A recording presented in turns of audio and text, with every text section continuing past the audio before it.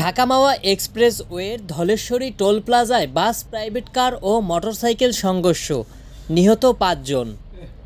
ঢাকা মাওয়া এক্সপ্রেসের ঢাকা কেরানীগঞ্জ ধলেশ্বরী টোল প্লাজার সামনে মাওয়াগামী লেনের থেকে থাকা একটি প্রাইভেট কারের পিছনে ব্যাপারী পরিবহনের যাত্রীবাহী বাস ধাক্কা দেয়।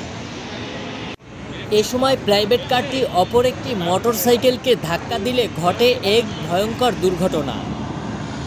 শুক্রবার সকাল 11:30টার দিকে ঘটে এ ঘটনা। এতে কার ও মোটরসাইকেলে থাকা ৬ জন যাত্রী ও চালক গুরুতর আহত হয়।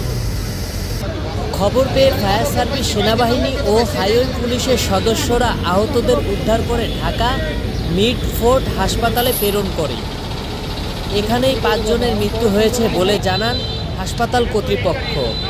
হাইওয়ে থানার ভারপ্রাপ্ত কর্মকর্তা আব্দুল কাদের জিনালি বলেন, দুর্ঘটনা কবলিত গাড়িগুলোর মাওয়ামুখী ছিল।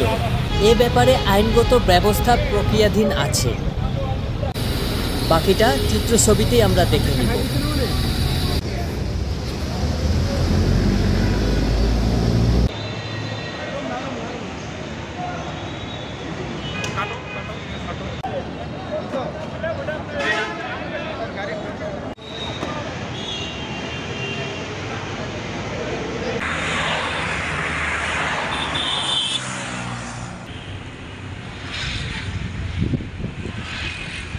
একটি বাস মাওয়ার দিকে যাওয়ার পথে একটি প্রাইভেট কার, একটি মাইক্রো বাস এবং একটি হুন্ডাকে ধাক্কা দেয়।